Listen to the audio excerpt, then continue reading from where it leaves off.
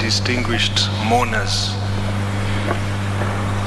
we learned from school those days under Dr. Griffin to go by what the director says.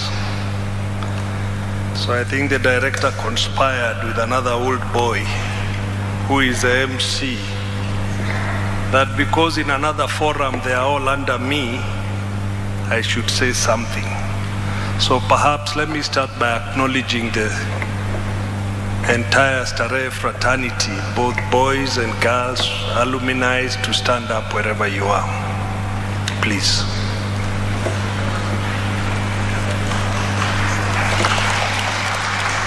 Thank you very much. Thank you. We all know that Professor Magoha had his family and relatives, but we also know that he had many brothers and sisters in the Starehe alumni. I had a personal relationship with him, but I want to say a few things about his relationship with Starehe. I thought one of it the director would have mentioned. He was very close to Dr. Griffin, and in 2005, that evening, one evening when Dr. Griffin passed on, and I called him, and he said he wanted to take charge of looking after the remains of Dr. Griffin. And I think he supervised the entire work of preserving that body in a way that he used to tell us it could stay for 200 years. And that is how close he was to Dr. Griffin. The second one that I remember about Starehe is the day he was sworn in as a cabinet minister. He actually called me and told me to pass a message to the director that now that he was a minister for education, the management team and the director needed to work hard, because from where he sat, he could not be seen to give any favors to Starehe boys. And that was a principle in which we all knew Professor Magoha to be. I recall an event, again a sad event, when he lost his mother.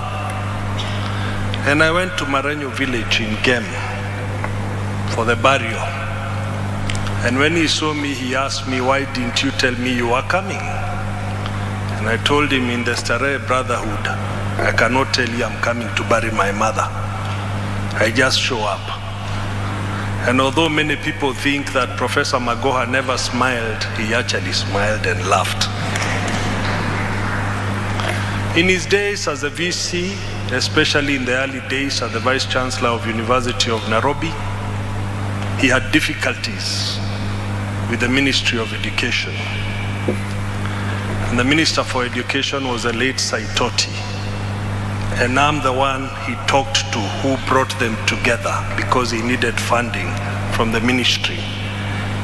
Perhaps many of his secretaries at the university will recall I used to come there for a cup of tea. Now they know what we were plotting as brothers, to have the Ministry of Education support the University of Nairobi.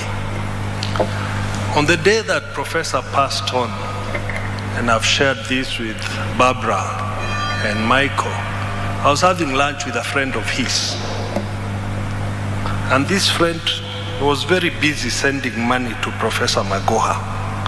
This was at 2:30 that afternoon.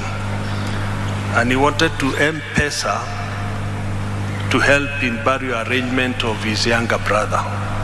So he sent the money successfully, and immediately Professor called back to say thank you.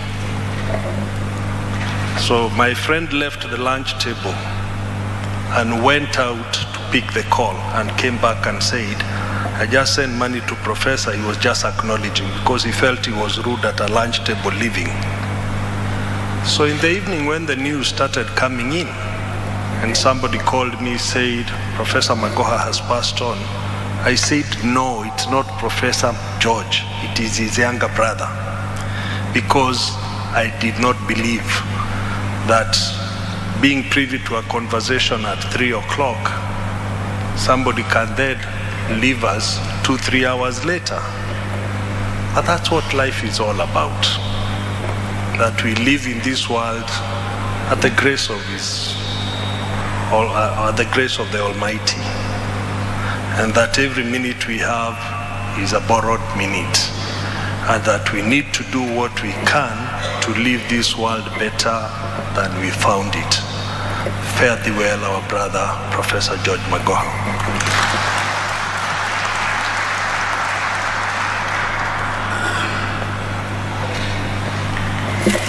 Thank you, Peter.